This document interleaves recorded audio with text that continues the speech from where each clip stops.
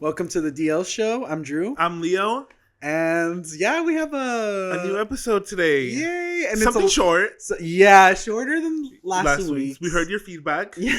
By feedback, I mean Eileen's comment. Yeah. Because it was way longer than we could have predicted. We weren't expecting it to be that long. No. But, I mean, it was something to throw in the back. You know? I still really enjoyed it. I'm glad we got something out. Yeah. And that's the thing that we had issues with in the past. But that was because I've talked about it before. It was just us. We had just a camera from our friend.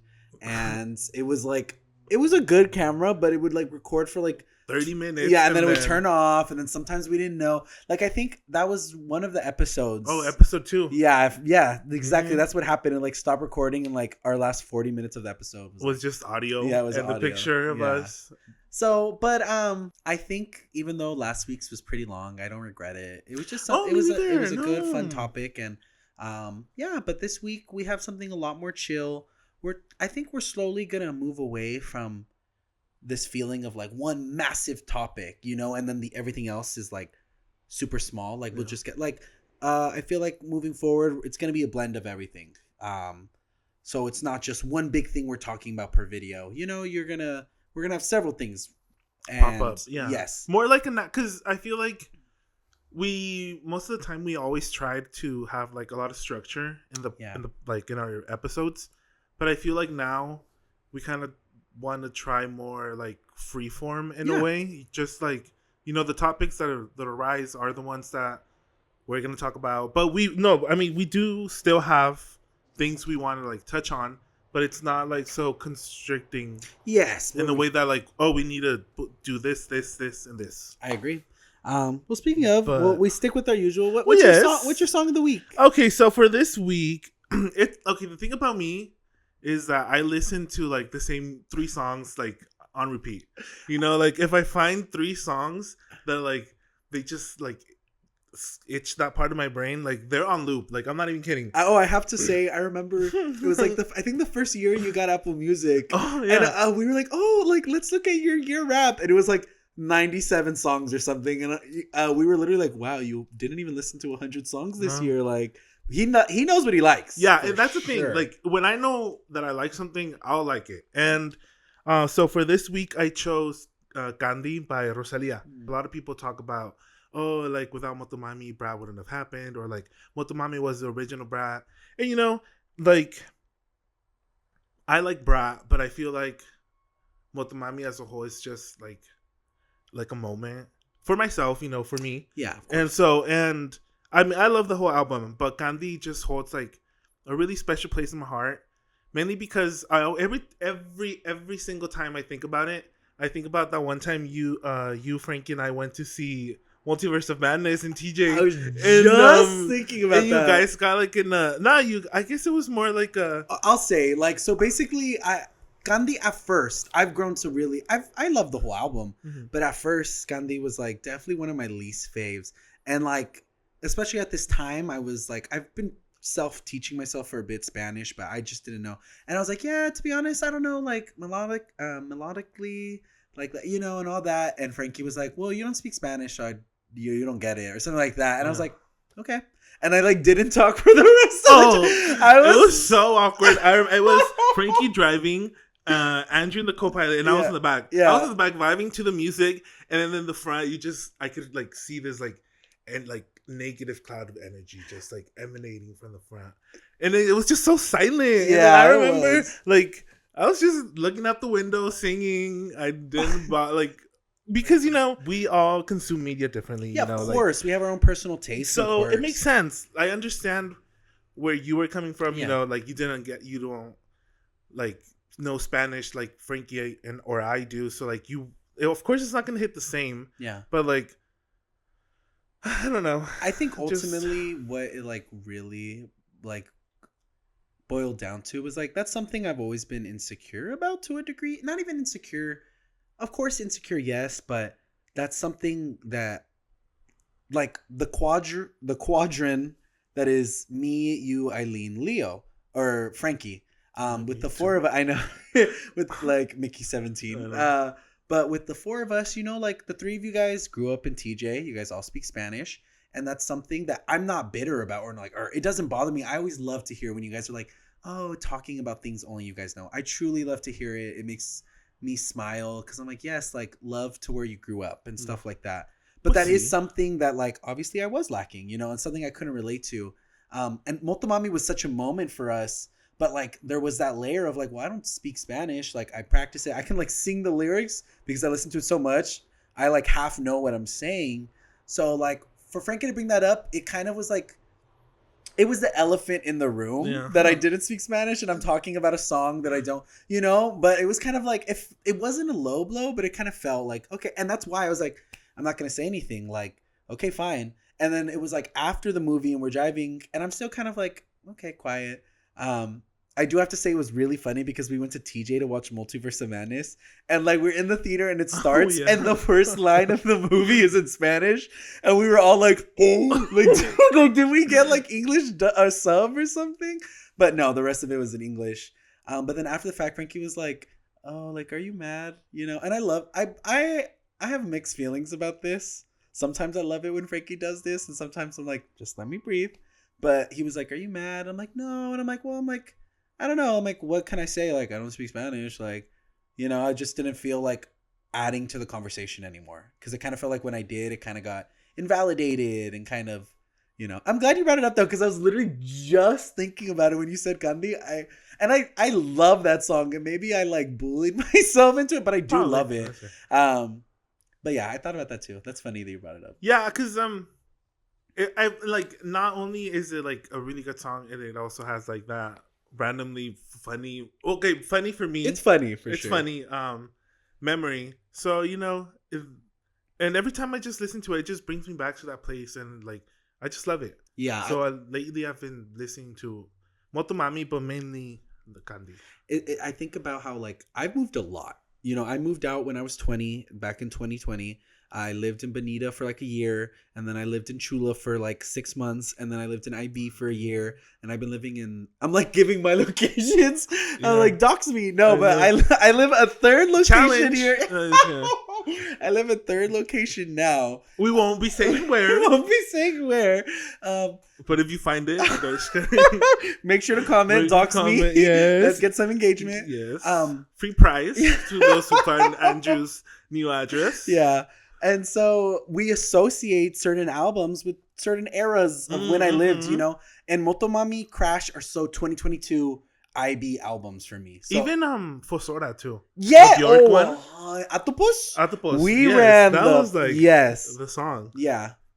So I love you. I love that. Yeah. Rosalia, and that's the thing, like I don't necessarily like, I totally get the intentions and what that meant. And I don't think sonically Motomami led to Brat. I think what Motomami did, like how she handled that era, is like what kind of allowed, like I think about the iconic how it was, I believe it was during Sakura, but like when she did like she did like a music video for it, but it was just like her doing the tour and like it just clipped all together. I just think she combined the medium of like video, because even like how, I mean, I don't like watch concerts, but I feel like the Motomami concert in a way, people always talk about how that changed the way artists move with the like agreed interact with the camera. Yeah. Like, and even then with like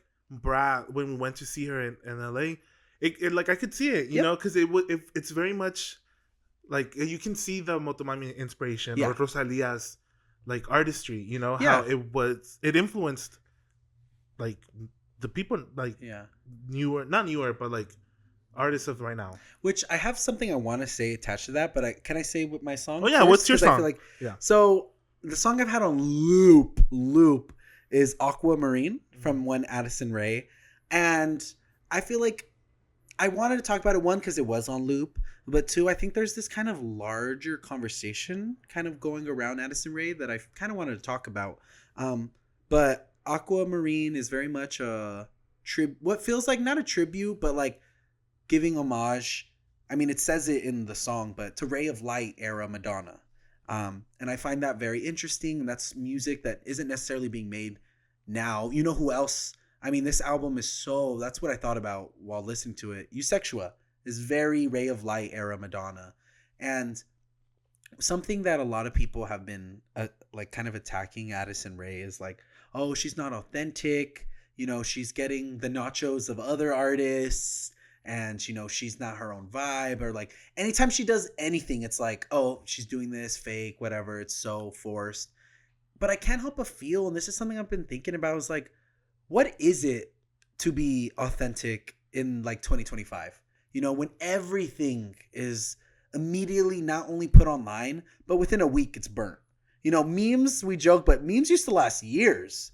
Now it's like within a week on Twitter, it's boom, it's done. On TikTok, same thing. And even like the old memes, like even until now, like they still have relevancy. Yeah, exactly. But I feel like modern memes, they just like, there's so many, and like so many happen so quick that like you said, they just burn out. Yeah, and I feel like I think about an artist like Addison Rae, who is very intertwined with online. You know, like she blew up from TikTok, her little dances, right? I think that was her. Mm-hmm. The Hype House with Charlie D'Amelio. Yes. So I think a lot of people already have this negative thing that for something to be online, it's inauthentic. And because she's so online core, it's like, oh, you know, she's fake. But I feel like we all take inspiration from something.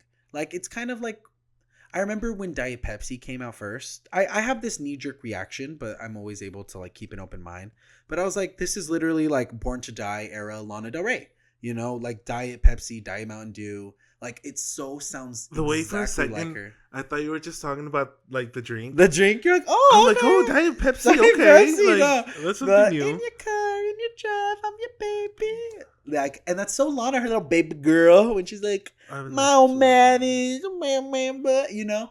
But then I think about, like, we talk about it all the time, how Lana is such an influential artist. And it's kind of like, it's really annoying when fans do this, where they're like, this artist is so influential. And then there's other artists that are clearly influenced. And they're like, well, you can't do that. And it's like, well, what is it? Are you happy that this artist influences others? Or are you mad? And I feel like I don't want to be that person who's mad. So that's why I've grown like a lot more to like accept Diet Pepsi. There's quite a few songs. One artist where I'm like, you're artistically bankrupt is Camila Cabello and her newest project CXOXO, which was like totally like weird because she was releasing it around like Brat and like Charlie XCX, and like she had this hyper pop song called I Love It, which sounds just like Charlie's song I Got It. So it was just kind of, she set herself up for failure. But her main producer of the whole album is the same guy who did Motomami. And you can tell that it wanted to be Motomami so bad. Like, even down to, she did a performance, same thing. She grabs the camera, like, but to me, it's like, you went straight to the source. Like, you didn't hide the fact that you wanted her nachos because you went straight to the source of it. But I think about how like Addison Rae, all her music is the same two producers that had nothing to do with that. You know, she's influenced, but she's doing her own thing. And one thing I also really want to throw out there, and I didn't even process it, all her music, like the entire album, the same two producers, they're both women. So she's releasing a project entirely produced and written by women. Taylor, when are you doing that? You know, low-key a lot of artists. I'm like, when are you doing that? Like, even Gaga. I love Gaga down, but like, we have all these feminist pop stars, and yes, but behind the scenes, nothing but men. And I'm kind of like Addison kind of, you know, she walks her talk. And is she the most exciting pop star right now? No. But I'm definitely looking forward to see where she goes. And yeah, I just feel like this concept of authenticity it's at this point, it's outdated. Everything's online, you know, and everything gets scrutinized. Like, I remember one time, super random, I like posted like, so I was in a group chat with my mom and my dad, which they're not together. They don't talk, but this was something important. And like, I don't know what I thought. I must have been elevated. But I took a photo, like a kind of a shirtless photo. Oh, because I was about to get my wisdom teeth taken out. So I was like, let me take a before and after, like, to see if I lose weight. So I took a photo, and for some reason I clicked send instead of, I sent a shirtless photo in that group chat. And then I came up with this, I was literally like, oh guys, I've been so stressed. Like, have I lost weight? You know, I saved it. I controlled it. But it was super funny. And then I had posted like a screenshot on Twitter, and it randomly blew up like 100K likes. I was like, holy shit. But there's a lot of people who are like, oh, you like, this is clearly fake. Like, you clearly said that. And I'm like, what can I say? Like, it was authentic, but it's going to be questioned. And that's the thing where it's like, you can't be authentic nowadays because you have haters who are going to be like, no, I don't like that. I don't like that. And I feel like that just feeds into like what our culture is now is like hater. It's so hater. It's so hatery. I feel like it stems from like individualism. Like a lot of people feel like the need that like everything that's made is just made for them. Yeah. And if they don't like it, it's like, no, it's not like you said, authentic or good. And like, oh my God, the amount of like, we comment it all the time, but it's still so natural that people are like, oh, saying I love pancakes, they think you're saying I hate waffles. I hate waffles. And that's completely two different sentences. Yeah. And it's just that's internet, you know? Which I feel like kind of ties in to what we like and don't like this week. Oh yeah. Yeah, because I feel like just like with the hater culture, so they're kind of intertwined, mm-hmm. which is like we were talking about it last episode that they're back, and it's been so long. It's been so long since we recorded that last episode that all the shows we talked about that we were so excited that they were gonna start are over. Yeah, but now we can talk about like how like the one thing we liked is I mean I personally was very satisfied with all three shows endings. Yeah, like Severance, Yellow Jackets, and White Lotus. Really quick, I will say that way we'll include it. Like we're gonna talk about spoilers for each. So I'm gonna time spoiler warning. Yeah, spoiler warning, and I'm gonna time card. You know that so you could skip ahead. Like I mean, if you're watching White Lotus right now, but you've seen Yellow Jackets, you'll see the yellow. You know what I mean? Yeah. We'll do that, so you don't have to worry. You don't have to be like, let me exit out. Because our opinion is so important. Yeah. You know? Well, so, like, yeah. You just have to stop watching to watch the show. But I feel like I said, I was very pleased with like the shows. I think Should we talk about a show first? Like, yeah. Which one? Well, that's where I was getting to. So like for example, White Lotus. I feel like White Lotus is like those type of shows that thrive in like doing a little bit. And not really doing a little bit, but doing it subtly. Yeah, very subtlety. Subtle. Yeah. Like for example, I really liked that we don't get like a full conclusion to the Ratliff family storyline. You know, a lot of I guess we'll talk about what we don't like too, so we can talk about them at the same time. But something that like we didn't like was that a lot of the shows were getting hate.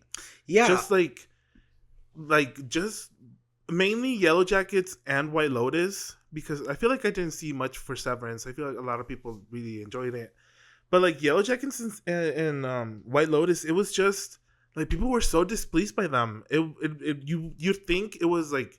The finales were terrible. Yeah, which is crazy because if you look at like the ratings and like the reception, it was all great. It was great. It's just something we're talking about. It's just people are so quick to hate. Like one thing I've noticed is like whenever a song or an album leaks on my TL, everybody's quick to be like, "Oh, trash! It was trash! It was trash!"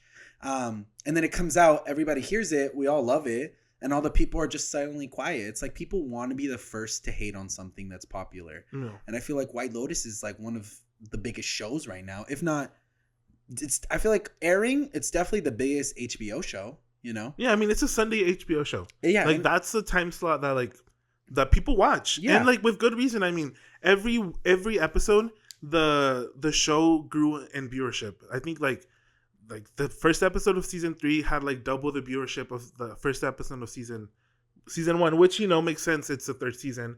But also I feel like it just speaks to the power that like the brand has, you know, that it's able to not only keep its audience but actually grow.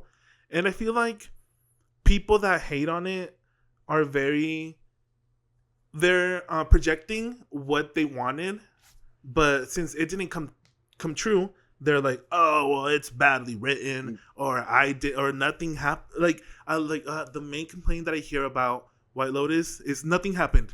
Like, it was so boring. Like, why do I care about this guy who's always on the phone or worrying about the phone? I'm like, but okay, like, I know a lot of people don't want to, or like they're against, but like use your brain, use like the context clues to like form your own opinion. And I feel like that's like I said, one of the things that I like about White Lotus is that everything's not like spoon fed to you. Mm-hmm. It leaves a lot of room for interpretation. And like, for example, the finale of season 2, you don't know if Daphne and I forgot his name, Ethan, if they slept together or not. But you know, like the ambiguity of knowing if they did or not is just, it adds that layer of like, for me it's almost like satisfaction, you know, like I'll never know, and like that'll just keep me thinking. I have to say, and that's the thing about White Lotus, is like it's about people on vacation. And when they leave that vacation, when they leave the White Lotus, we don't know. We're not supposed to know. That's out of our like scope. Yeah. Yes, and that's the thing that like really kind of bothered me. And I understand here, like it's not like it's an unfair complaint to be like, well, I want to know how they react. I get it, I do, but it makes more sense thematically that we don't see it, and we're given enough. I mean, the dad has a new lease on life. He realized when his son almost died, he realized that he took everything for granted. That who cares if they have money or not? They have each other. Yeah. And like, so yeah, he's probably gonna go to jail. Yeah, whatever. Like they're probably gonna be poor. Yeah, but like, come on, does Mike White need to show us that? No. Like, no, we already know that's what's gonna happen. And so I totally agree with you. People just don't want to think, and they hate subtlety. And then, they're so quick. If they don't understand something, or if they don't like something, it's the writers. One thing I saw, and we'll talk about it more, but I've seen it a lot, especially on like Yellow Jackets Twitter, but this applies for White Lotus, definitely. This applies to all of them. Is that people build expectations. And sometimes they don't really understand how television works. I've read that like in White Lotus, Yellow Jackets, all things have been cut. You know, they'll like, here's a scene that's cut. You know, this should have been longer. And you have people blaming the writers. Like the writers are trash. They're racist. Yeah. They hate queer people. Yes. And I'm like, writers write the story. From there, it's up to the director, editors, you know. And that's where I'm like, you guys don't really understand. You're making these opinions based on something you want to be true. And it's like, people used to be embarrassed when they would be wrong about stuff, but now they double down or they ignore it. Like, whatever. It's my opinion. Yeah, it's my opinion. Exactly. I'm a white queer, and then they start naming the acronyms. Yeah. And like, so you can't tell me anything. Yeah. Like, no, girl. Like, do you're your still dishes. wrong. Yeah. You know, go. Sock, go do the dishes now. Yeah. I don't know. I feel like you say, you set up yourself for failure when you build these like expectations and then get mad when they don't come true. Yeah. And again, you blame others instead of just kind of being like, I thought this was going to happen. Like, I remember, I'll give an example. When I watched Barbie, I remember being kind of a little disappointed the first time around that they didn't go further with America's character. Like, you know, like the film kind of establishes that she's feeling depressed. And I felt like they didn't really touch on it too much. But then again, on a rewatch, understanding that that's not the story they're telling, I didn't even care about that. And yes, and ultimately, like, here's something I love and appreciate about us, which is why, as silly as it may seem, or like why we love Joker 2, or why I think we both respect artists' visions. Yes. And even if it's not the vision others have, it's their vision. This is their story. This is Mike White's story. If he wants to cut things, if he wants to change things, let him. He wants to choose the different theme song for his opening. Exactly. For his show. You know? Like, who are you guys? You guys are consumers. Mind you, it made sense that the theme song is like subtle, you know. Yeah. It doesn't need the yelling. No. Which, you know, it is iconic, but like, it's what you want. It's not what you want. It's what Mike White thinks is best for the show. Yeah, 100%. And I've always been a fan of people, and that this applies for like Severance, this applies for Yellow Jackets. It's like artists and these writers and these creatives, you know, they're gonna tell their story. Y'all can be mad as much as you want, but you're not the writer. You don't get to decide. You see 16-year-olds like, I could have done better, and then you read what they're trying to say. I'm like, you go write fan fiction. You know, like, this is not deep. This is not complex. And I feel like, again, people don't want to think. I think a perfect example of that is in the last season of White Lotus, the last episode, Piper, who up to this point, you know, she's the liberal daughter of this rich family that are super rich. And she's decided that she's going to stay as like a monk, you know, living with the monks in the monastery for a year, which means all her worldly like possessions, throwing it all away. And she has this conviction that she's better than her family, you know, so she has this mindset. She's like, I'm going to do it. And her mom is like, fine, but I want you to stay one night there. the final episode, she's having dinner or with food with her family, and she has a breakdown, and she's like, I can't do it, which is like my favorite. It's like my top 3 favorite scenes of the show because it's so real. Yeah. Because it's like we all like to think, not just super mega rich people, we all like to think we could live without our comfort, you know? No. But it's like, no. It's easier said than done. Yes, and the show tackles that. But then you have this tweet that has 30,000 likes, and I'm like, like children left behind. And it's like, this made no sense. Why would her character do this? Makes no sense. And I'm like, think about it. Think about your brain up here. Yes. And understand what's the commentary. All these rich people are rich, privileged people. They can act as much as they want like they're different, but they're not. And that's what the show will always show us. Yeah, I mean, every season there's been a character that has had that higher like morality, like a higher morality than like the rest of their family, but end up being as bad or even worse than like the ones they try to be better than, you know, like for in season 1 there was Olivia and Pauline or whatever, Paula, something like that. Sydney Sweeney's character, and then the second one there was Albie, and Portia, and then this one there's Piper, and I feel like I personally I like those characters more because like they're complex characters, they're real, you know, they're real, they're not like, and that's the thing, I feel like people can't or don't want to handle complex characters because like even for example like Shauna, you know. We love Shauna here. I'm a ride or die Shauna. Yeah.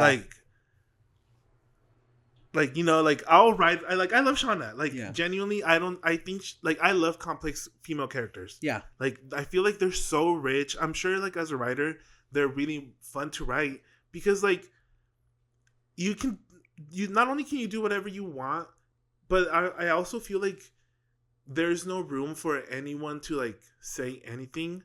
Because, like, for example, Shauna, like, unless you're a cannibalistic teenager that survived in the wilderness for 18 months, then you really have no room to judge the person that she became, you know, because, like I said, you don't know what she went through, but also, like, it's not real. Yeah. You know, like, Shauna is not going to, you know, like, oh, hi, Shauna. Like, no, she's an idea. She's a character. I feel like that's what makes Yellow Jacket such a fun show because it's so out there, you know, that like you kind of like check logic out the door and just have fun with it. And that's one thing that just drives me up the wall with this new crop of youth that consume media is like they want to. Okay, so here's the thing.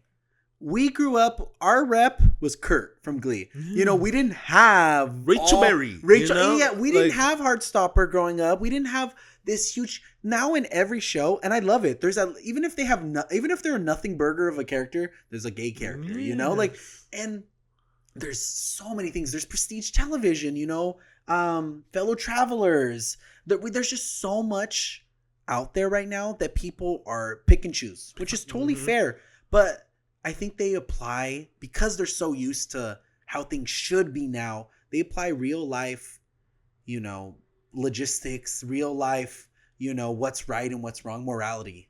You know, they apply that to these characters that were never meant to be applied to. No. Like, how can you, they're all cannibals. Yeah. They're all, every single one of them eating like, you can't pick and choose which one's a horrible person now. Like, no, they all are horrible people, and that's the point.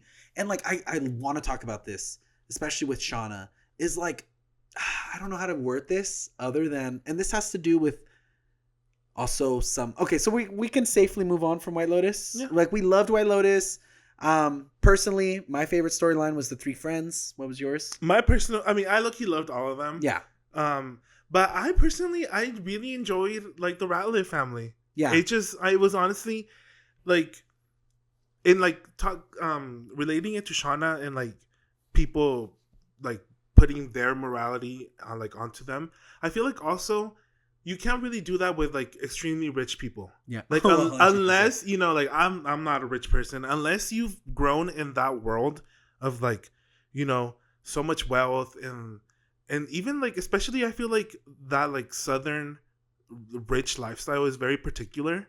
I feel like you can't really begin to understand, you know, like the relationship. So I feel like I love the 3 friends a lot too. You know, like Lori, I see a lot of myself in her. Yeah. But I feel like the Ratliff, it was just that's what I love about White Lotus. Just crazy white rich families. Yeah. You know, like I love, because I feel like White Lotus is kind of like just eavesdropping on people's conversations. Yeah. And I feel like it just gave me that like satisfaction, you know, like, oh, the crazy rich family. Oh, like, yeah. Incestuous, drug addict. Yeah, exactly. You know? Piper, no! Tsunami! Buddhism! Yeah. You want to move to Taiwan? But me, I was like, Taiwanese? No. I will say, you were talking about it right now, and like kind of my last thing I kind of wanted to say about White Lotus. This is like not necessarily a critique, and again, this is what I want, or like how I kind of envision. If the show comes out and it's not this, I'm not gonna be mad. But I enjoyed season 2's element of having Harper and Ethan, because it's sometimes I wonder. I'm like, is White Lotus about class, or is it about race and that intersectionality? Because in the sense, I'm like, all he really writes is rich white people, which I'm sure he knows like the back of his hand. But the thing is, like, if it's about class, there's rich people of color too. And I'm not saying that the people of color always have to be the help, and that bothers me that that's always the case. I always understand, and honestly, I think we all always empathize with the what was his name? Guy Talk? Yeah. I mean, we all empathize with him. We all love it. Even when he would fuck up, we'd be like, oh, Guy Talk, you know, like, do better. Or like in season 2, I don't remember their names, but the two girls, the two queenies. Oh, yeah. And I just feel like there's a lot to be said and unpack with rich people of color. You know, they could be self-hating, you know, they could act like they're different, and there's always a reality. There's a lot to tap into that whale, and I hope they do the following season. I feel like we will, because I feel like we're probably going to see that with Belinda, because, you know, now she's rich. I feel like I'm really excited if we do see that. I'm really excited to see like someone who, you know, we've seen her since season 1 just working, and she on her own, she got to the point where she's like a millionaire now. Yeah. You know, so I'm excited to see how her character transforms now that we saw like a glimpse of it in this season when with Porn Chai. With Porn Chai. When they were gonna do the business, and she's like, oh, like, no, not anymore. Like, I'm just gonna go. Yeah. You know, and which I don't blame her. No, though. I don't blame her, because, you know, even she said it. She's like, can I just be rich for like 5 minutes? You know, before she has to start like working again. Yeah. So I feel like I'm excited to see how he's gonna write a character like that. You know, because like you said, most of the time it's mainly been white people being the rich ones, and like people of color being the help. So I guess after this season, if it goes horrible, then I guess people have valid criticisms. Yeah. But I don't think we should like jump the gun. And that's the thing. I'm not, and that's where I mean, like, that's a personal thing. Mm-hmm. But if season 4 comes out, it's all white, you know, I'm not gonna be like, because also I feel like you have to think, like, a lot of the time I feel like only white people would spend money on vacations like that. I feel like people of color don't necessarily do like the spa treatment. That's kind of like health, you know. And they commented on that to a degree with Harper and Ethan, how they're like, oh, money didn't really change us, you know. Mm-hmm. And again, there's so much to tap into, and it's just at this point it's more of like, I would love to see what he does with it. Yeah. Not that he needs to do it or else he's racist. It's more like, no, Mike White, you're an excellent writer. You have a vision. Come on, you know? Because, you know, I did see a criticism of Belinda's son, Zion. Oh, what? When he was, like, talking, and it was like, oh, you can totally tell that a white man wrote him. Yeah. Because, like, he was, like, the way he was just talking, or the lingo he was saying. They were trying to include the AAV. But, yeah, but it didn't, like, I mean, that's not my place. Exactly. Obviously, it's not our place. But, like, a white man's gonna be a white man, you know. Like you're not gonna from Mike White. Yeah, I'm not gonna look to Mike White for authentic Mexican. You know, if they ever include that character, if he's like, I don't know, like, that would be like White Lotus Mexico. Yeah, I'd be down. Yes, and especially because, and that would be a comment on like Cabo, exactly. Tourism. Again, there's just so much. My last thing I want to say, I know, like, another thing. My last thing I actually do want to say about the ending and a criticism is I saw some people that were like, oh, Greg got away with it. And here's kind of like my hot take about that is like, ultimately we love Tanya, right? Like she was such an interesting character, but she is a parasite, and Greg has a lot more in common, and we should view Greg like a lot closer with Belinda than we should Tanya. Because I always think about in season 1, I thought about it a lot. You know, when we watched the finale and Greg was okay, and like even had like a bit of a happy ending, for some reason, you know, that didn't bother me. And I was like, well, I wonder, like I wanted him to die so bad, you know, because I was like, what you did to Tanya, all that. But then I thought about it, and I thought about how in season 1 he was dying, and that's why he didn't want to commit to Tanya. But she was like, I have all the money in the world, I'll get you the best doctors, you're gonna live. And it's like, that's not okay. You know, what Tanya put Greg, Gary, whatever his name is, that position of like, love me or you're gonna die. Like, that's terrible. And like, we ignore it, and we all felt bad for her in season 2 because like, he's being an asshole, he's plotting her death, you know, and we all kind of hate him for that. But ultimately it's like, he's chained, he's in a cage. And so I don't know, in a way Tanya really did have it coming. She had it coming for how she did Belinda, and she had it coming for ultimately how she did Greg. And so like I said at the ending, I'm like, no, like, again, I'm closer with Greg. I would hope that one day, you know, like if I was like dying and some rich person is like, who I don't want to be with, it's like, be with me and you'll live and be rich. It's like, yeah, okay, but thank you for the money and I live. Boom. Yes. So I'm like, okay. You know, so funny. The way I saw Gary's ending, I saw it more as like, the rich person always wins. You know, like rich people always win no matter what, like as long as they have the money. And I feel like that's like a very like prevailing theme throughout White Lotus. That like you kind of want like the rich or like the bad guy to, you know, like Greg, like, oh, like turn him in, like Belinda, why don't you turn him in? Like, why are you so scared? Like, no, like he's always, because he has so much money, like, you know, he's gonna be okay. Yeah. And I feel like that's why it didn't really, like you said, I felt kind of like okay with him being like having a happy ending, because like what do you expect? Yeah, what do you expect from the rich guy? You know, with billions of like $500 million. Yeah. So that's why I'm glad that Belinda got her money. Yes. And like, sorry losers that like got mad at her. She's like, oh, like she sold him out, like she sold herself out for like $5 million. And you would too. I would too. I would like, too. Are you kidding? For less. I mean, not for nothing. Like, I mean, it's just a like genuine fact at this point, a fact of life. There is like no other group and minority that is disrespected and discarded and treated like trash like than Black women. Yeah, you know, so like at the end, it's like, because people are like, oh, she did it great. I'm like, no, she didn't do porn shy like Tanya did her. There's a lot of differences, a lot of subtle differences. And like, I think, again, this is people watching things more shallow without wanting to think about. I mean, when I first watched that scene, I was also like, oh, wow, it's just like Tanya. But that parallel isn't there to be like, they're exactly the same. It's more like, no, the key difference on how they handled it, you know? Belinda was in the same, her peer was porn shy, and then she got money. It wasn't like she came in with the money and is like, I'm going to control this and I'm going to, no. So it was very different. We love Belinda. Yes, well, yes.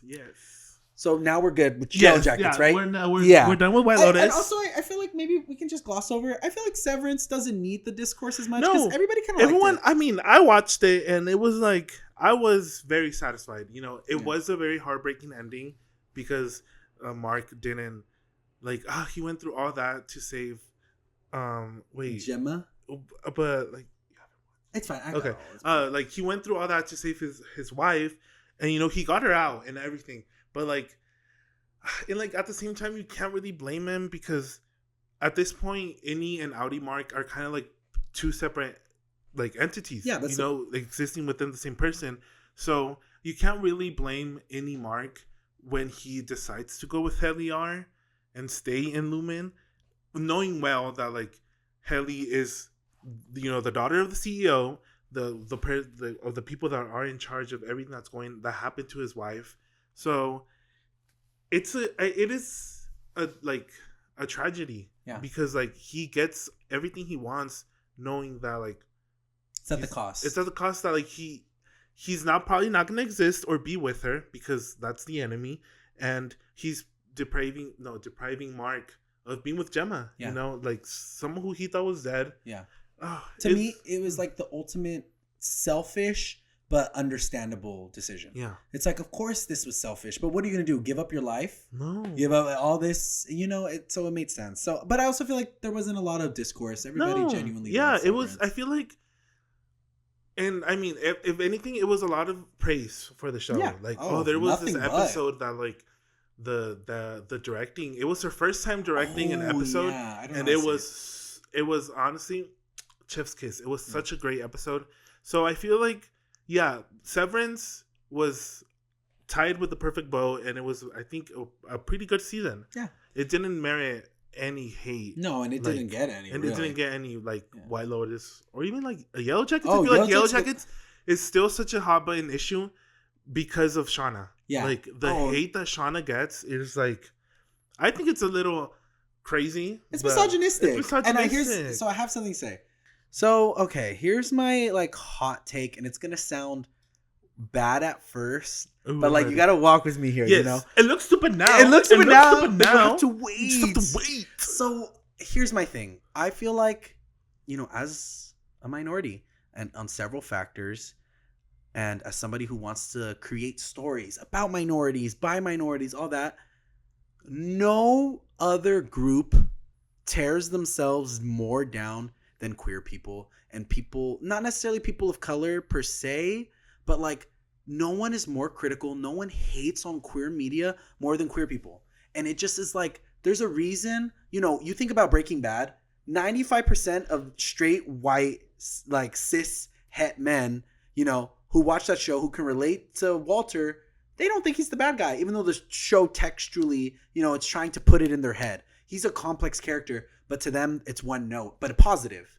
Meanwhile, anytime it's a show with women, it's all that grace is thrown out the window, and people see Shauna as one note, but negative. And that's why I'm honestly, I would also just write a show that appeals to straight white people, because people of color and queer people, they tear their own stuff down. Mm-hmm. And some things, there's a difference between criticism and tearing down. Definitely. Shows should be criticized. One thing Yellow Jackets is kind of out under fire for is their treatment of people of color. And I think there's merit, but also disingenuine takes about that. And we'll get into it more, but just specifically with Shauna, she's a character that people say it all the time, but if she was a man and this was a male show, she'd be loved. They would think, I remember I saw this TikTok and I sent it to you, and it popped up on my TL, and it's this white straight guy, and he's like, hey guys, I normally do Yellow Jackets, I normally do football or sports, but I want to talk about which characters that have the most aura on Yellow Jackets. And number 2 was Shauna, and he's like, because how could you not? One scene I think about all the time, spoilers, is when finally there's a chance that they might go home, And Shauna's no, you're not leaving. And it's I love that. I'm she got the gun. Yeah, it's delicious. It's delicious. And and people are and then again, people use the real life. Well, I wouldn't have stayed. I'm well, you're not a teenager who ate people who you know what I mean? It's just ridiculous when people try and act as if they're smarter than the show. We're well, if I was there, and I'm well, you're not. You're not a TV character. It's not real. You're an adult. You should know that. It's not real. Yes. And so it's made up. It is. So to go back, I think there's quite a few criticisms. Yes, I guess you could throw at the writers, yes, but and I will say there's some things Taissa was pretty she took a step back, I think, this season. 100%. And that's something where I'm yeah, that's not the best. She's truly the only main character of color within that adult timeline. So for her not to, again, this is valid criticisms, valid things where I'm okay, next time they should. But I feel people don't, there's valid criticism, but I feel people don't go after that valid criticism. No, they try to, just mold it in a way where it just fits their narrative, the narrative they want to push. Yeah. So for example, we can talk about it. So there's a character, Mari Ibarra, and she gets hunted. She gets chosen. She's Pig Girl. She's Pig Girl. Spoilers, which for those who know. Yeah. And so she dies. But we saw all the way. So the pilot episode we see throughout it this exact hunt, which is they hunt this girl, they strip her naked, they hang her up, they eat her, they take her hair. We know all that. We already knew this was going to happen. But so it becomes Mari. And she is just like me and Leo. You know, she's Mexican American, you know, like pretty similar skin tone. Like, you know, she like us for real. There's no like visual aspect that like will make you think that she is anything but like Mexican. Yeah. Oh, billion%. There's nothing in the text. There's nothing the actress has ever said. Mm-hmm. You know, this is a Mexican American woman. Yeah. So she dies, right? They cut off her hair, and there's this immediately. Oh, I can't believe it. Shauna scalped an indigenous woman. Like, this is so. I'm like, whoa. When is so humiliating. Yeah, racist. And so racist. And then it bothers. Well, which I was like, what? Like, how do we get there? And I even did research, which is like, you know, like statistically, only in Mexico, only 20%, and it grows. And there's a lot of like stigma, but it's not that large of a population that even identifies indigenous. And it's even smaller in America. And we're not talking about indigenous Native Americans. We're talking about indigenous to Mexico because that's where she's from, you know? So it was just such a disingenuous complaint. It just, they worded it and it makes it like, if you would have read it seem worse than it actually was. Yes, 100%. This was, again, they all get eaten, you know, and they're like, well, the first one to die and he was eaten was a brown kid. And that's something I kind of wanted to talk about too, which is that, like, again, I feel like it's such a line between, I don't know, babying a character. Like, can a person of color really not die? You know, is it racist every time a person of color is killed, especially in a show where, like, I'm sorry, quite a few white people did die too, you know, like only that, but I feel like, for example, like Javi, when he died, I feel like you also have to think about it like thematically. Yeah. Like, you know, I feel like Jackie, Laura Lee, and Javi dying, I feel like they represent, you know, like youth, innocence, and like their connection to humanity. Yeah. And I feel like those, like them being like the first three that die, or like the first like major deaths between, like within the group, it's like, yeah, it looks bad, you know, because it is a person of color. But like also like Javi was the youngest one. Yeah. Like you have to think about it, like he wouldn't have survived, you know, like, so would his eventual death also be like racist if it hadn't happened so violently, you know? I don't know. And like, that's what I think about too, where I'm like, would you guys prefer if they were just white? Yeah. Like, would you have preferred an all white cast and so nothing but white people die? Or having a cast of color, but, you know, and again, I get it. If Mari was indigenous, if it was an indigenous actress and they did scalp her, I would be like, that's racist. Well, yes, yeah, but like, know? I feel like you're literally just throwing things at the wall, hoping something will stick by like claiming such things. And because, like you said, there's no information in the show where like it says that Mari is indigenous. Yeah. Like, and also like, you know, like I'm no one to say like, oh, that's not scalping, because you know, like I said, I'm not indigenous. I'm not, you know, I'm not very familiar with the history of that. But I feel like they just cut her hair. They literally like scalping, like actually like removing, like, yes, you know, it's a very violent act. So I feel like them also just saying, oh, it's scalping, it's like, I feel like you're downplaying the like significance of like someone who actually like went through that, you know, like someone who actually had it done compared to someone who just got a haircut because they were gonna eat her. Yeah, exactly. You know, like I feel like there's like nuances that you have to like take in consideration. Yeah, it's very easy to paint a narrative when you're looking at something black and white, but shows, especially Yellow Jackets, especially White Lotus, they're begging you to look at things with nuance. Yeah, like for example, speaking on the topic of like scalping and all that, like I saw this thing where somebody was like, and here's a part of my hot take, is that just because something made you feel uncomfortable doesn't mean that's bad. Like I saw somebody like, as an indigenous person, mind you, they're like 20, whatever. As an indigenous person, like it made me so uncomfortable seeing the scalping and all that. And I'm like I'm sorry. Like, you know what? Like you can feel how you feel and it can make you uncomfortable. That doesn't mean it was racist. That doesn't mean the intentions were bad, nor does that mean the execution was bad. I'm sorry, but a person of color dying in a show where everybody dies is not racially motivated. And again, there's a difference between, okay, but are these people of color getting enough screen time? That's the difference. That I understand. But for these action itself, it's like, do we all have to be woo babies who are all totally fine? Like go watch something else. Yeah, go watch Heartstopper. Go watch Heartstopper. And we love Heartstopper, but like, go watch if you want like chill things, yes, go find it. Yeah. But like, don't like egg on things that like other people aren't enjoying because like you feel targeted. I always think about this tweet of this like random white woman, and she's like, "Oh, what it's like being like a pro-Trump white whatever," and then she put like a fake target on her forehead, and someone was like, "Oh, that's the perfect analogy for being a white woman. You're putting this target on yourself, even though you're not being like in danger." And I feel like that's kind of like a lot of people's critiques nowadays. They like you said, they find ways to be personally attacked by what they watch when it's not necessarily done in that regard. No.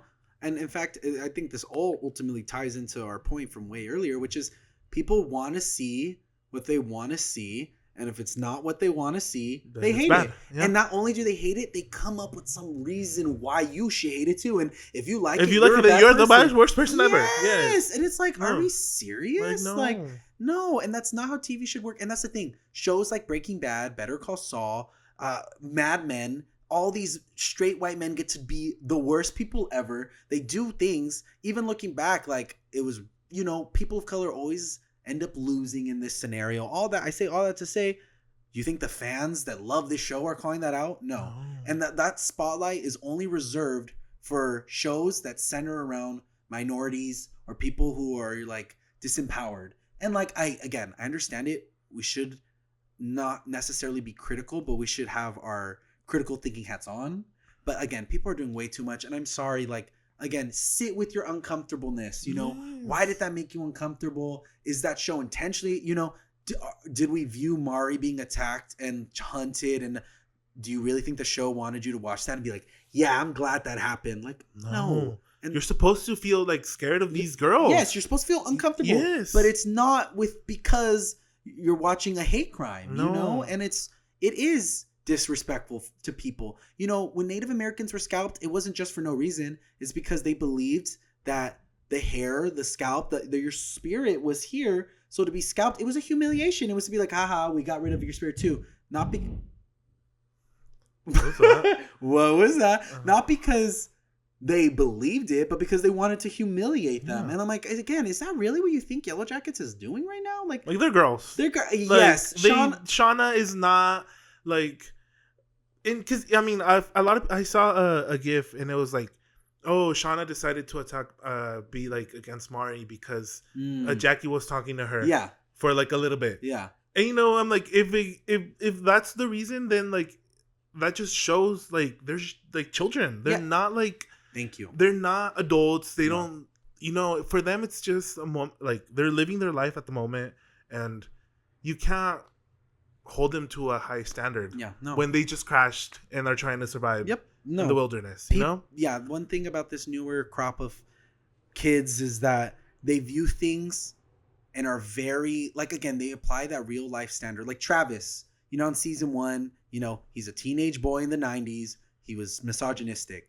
People refuse to let that go. And I'm like, they're like, well, he's a misogynist. I'm like, okay, I get it. In real life, if a guy's a misogynist, okay, you can view him. But this is a character. He grew. That's a character arc. He changed. But they won't let it go because their PC values that they're so like in real life they have no nuance about. That's how they consume media. It's like, no, he's bad. He's a misogynist, so he's bad forever. And it's like, really? Like, do you really think that's what's going on? Do you really think Shauna's racist because she killed a girl she had a petty argument about? Like, literally throughout the show, we show that Mari's low-key annoying. That she is a problem I don't like starter. Mari. Exactly. Not until the season. I was like, okay. I mean, when Shauna makes the joke, like, why didn't we eat that bitch first? Hilarious, because as an audience member, you're like, yeah. But, like, that's what it is. It's petty. It's girl stuff. They're girls. They're 17, 18 at most at this point.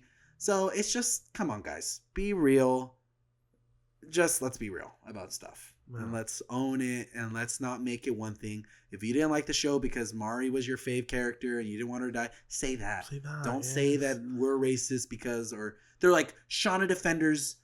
It's the fact that Shauna defenders are trying to shut down how we feel, and I'm like, because you're ridiculous. Yeah. Like, I'm sorry. Like, I'm sorry. If you have an invalid complaint, it's not racist or talking down to people of color to call that out. It truly is not. Not only that, but also like you're putting your opinion out there. Yeah. You doing that. You're inviting conversation. Yeah. Like, and if you're not willing to discuss or talk about it, then you're either like really young or like you just don't care. Like you're just saying things to say them and are not like willing to, like you said, have a conversation. Like change your opinion. Yeah. Like, I mean, I didn't know about the Travis stuff that people like say he's misogynistic. Yeah. I'm like, have you not seen like season 3 Travis? Yeah, like him and Lottie and Akila are like this. Oh, like, he's one of the girls. He's one of the girls. Yes. So it's like, that's. I feel like it's sad. It is that people can't enjoy media without having that like mentality of being so. What'd you say, PC? Yeah. Like about it, everything? Yeah. Which is, again, like, we're not one of those anti-woke, like, self-hating. No, we're here for it. Yes. But again, there's a difference, and there's a reason why people don't take the politics of teenagers seriously when they're saying this type of stuff. It's like, you don't know real stuff, you know? Or, like, they're like, oh, this person's a Zionist. And it'll be something from, like, 10 years ago, and something that, like, the right just saw that? Yeah, credibly has been disproven and or, like, they've moved past it. And it's like, well, no, I'm never going to it's just kind of, it's exhausting. And also I feel like I said, a lot of people do pick and choose. Like, okay, if you're going to be like that with like the Yellow Jackets girls, why aren't you like that with other people too? Yes, everybody else. You guys just choose the battles you're willing to fight when it's like worth it for you. Or when it just fits your like point of view. Yeah, which is 9 times out of 10, either on a woman, a person of color, or a woman of color. No. I'm like, you guys never have smoke. Everybody... All these Free Palestine people had all the smoke in the world for Kamala, and then they're like, "Oh, Gaza's calling," or "Bitch," you know. They had all this smoke for her, and then Trump, where's all this smoke for him? They're like, "Oh, quiet." They're like, "Oh, he already won. So what can we do?" Like, it would have been just as bad if she won anyway. So, and I'm like, well, you're just telling yourself that to make yourself feel better. Exactly. And again, because there's no way you genuinely think that. Yeah, and that's what it's like with Yellow Jackets. They tell themselves to make themselves, you know. I just think this culture we're cultivating of hate first, guilty first, innocent second, like, it's exhausting. It's very tiring. And, you know, 10 years ago, the first person to have said that Mari was indigenous, and somebody was like, she's clearly indigenous. I'm like, that's racist. Like, what do you mean she's You assuming she's indigenous is more racist than, like, Shauna scalping her. Yeah, exactly. Because she didn't do that either. She didn't do that. Exactly. It'd be like looking at us like, they're clearly indigenous. Yes. I'm like, what'd you call me? I'm like, oh. Which again, there's no hate. Obviously, that blood is indigenous, you know, but it's just different. You know, it's disrespectful to place that on somebody who themselves don't identify as that, you know, because like being indigenous means something. It's not just, oh yeah, well, I'm from my roots come from Mexico, so there's discrimination that is far past what the normal Mexican American or Mexican goes through, that indigenous people go through. I think about, I can't remember her name. I love her so much. Yazlita, she was in Roma. Alicia? Yeah, love her. And that this well-known Mexican actor was calling her like a fucking Indian, you know, like because she was nominated for an, you know, it's just like, I would never try and co-opt that struggle, and you shouldn't either. Like, put that onto a character, because again, you said it earlier, it's disrespectful. But yeah, I feel like ultimately we both understand. I'm sorry, we have a bit more common sense than most viewers apparently. I don't think it's like common sense. I feel like it's honestly just like having an open mind. Yeah, it's literacy. Yeah. And that's the thing that's not really being taught. Like, I love my siblings down, but I'm like, what do y'all read? You know, like, and I feel like that's just becoming the case. It's like people are like, well, I watched this 10-minute TikTok about it and it told me. I'm like, me. I'll watch a TikTok and I'll be like, so I'm a master at the topic, so ask me anything. Yeah. There's this one thing, it was like an Onion post, and I think about it literally all the time. I saw this in like middle school and I think about it all the time, which was like, person with none of the facts argues with person who has half the facts. And I'm like, that's so much discourse. It's like, that's also why, like, I did want to do research into just to see, like, well, how common, and like, because I don't want to make an ass out of myself, which a lot of people do. Like, I even saw, like, I'd get it if, Mari was wearing her braids, like the traditional, like, and if they cut that off, then it would feel like loaded. 100%. But that context wasn't there. No. Like, and that's something as a Mexican, we understand those braids are very entwined with like Mexican culture. So if that would feel loaded. But what happened with Mari was not. So no. Like, I feel like that's just people, like I said, looking for hate. Yeah, for projecting. Something to hate. Yeah. Projecting. Because, like, I don't know. I love the show. Like, a valid criticism is there are a lot of plot holes. There are a lot of plot holes, which, makes sense. But also, like, they've talked about how they want to do like 5 seasons. Yeah. It's only been 3 seasons so far. So there's still like a lot for us to like find out. Yeah. Like, so that's why I don't like, I just check literally when we used to watch, like, I mean, we would smoke obviously, but I also like, I would just watch. I wouldn't like take things like too literally, like, like the frogs being the source of the yelling. Or the screams that they hear at the wilderness. Yeah. Like, it makes sense, but like also some people were like, oh, so it's not supernatural. Like, I thought it was like, what about like, okay, like we're barely starting to get answers. Yeah. Like, just wait. The Patty Jenkins. It looks stupid now. It looks stupid now. But you have to wait. Like, because it does look stupid now. But like, I feel like trust the process. Because I feel like when creatives have full control of their projects, I feel like that's when they flourish. Yeah, that's when, like, like, for example, White Lotus. That's like written and directed by Mike White. Mm-hmm. So like that's his full vision. Yep. And I feel like that's why it's so good, because like you can tell that like it's not being like made with multiple cooks in the kitchen. It's just one person focusing on, and like also like Severance. I feel like Severance is a very good show because Ben Stiller and I think his name is like Dan Erickson. They work together. Ben Stiller like directs most, if not he directs most of the episodes. Dan Erickson writes all of the episodes. So I feel like we have to give writers that that space for them to just do what they want and like let them cook. Yeah, because like we don't know how the story's gonna go, where it's gonna go.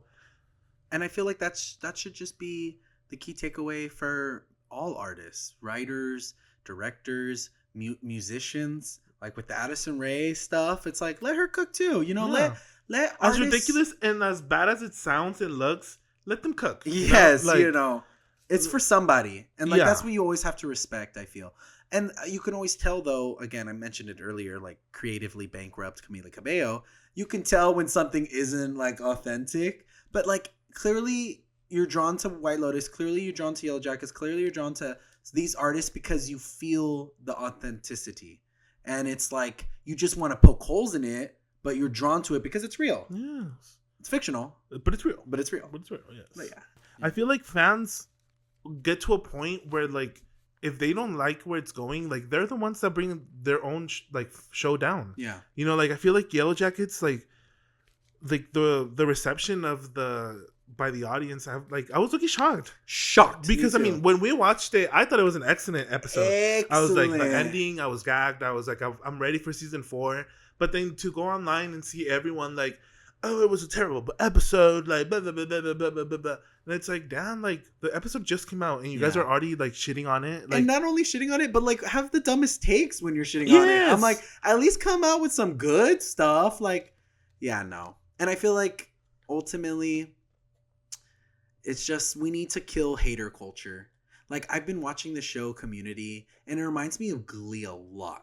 And I was like, why does it remind me of Glee?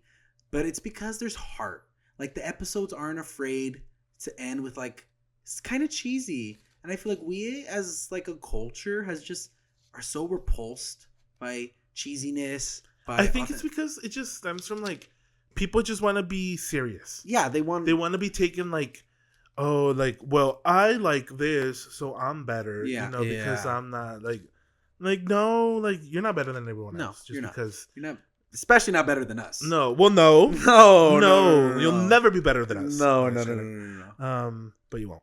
Yeah.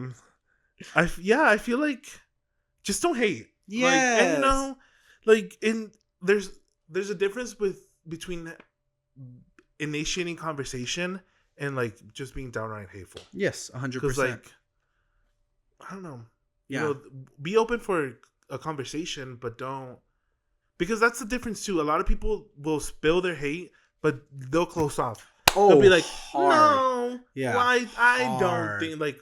Oh, so you're just like, hating. That's it. Yeah, you're just hating, literally, because like, I feel like someone who has an opinion more than likely will be open to, defend it or say why they believe it. Yeah, I don't know. Yeah, but as long as you guys are tuned in, you guys will know that we won't hop on hate trains. No. We always bring we said that as soon as episode 1. We're always going to form our own opinions. Yes. We're not always going to have the most popular opinion.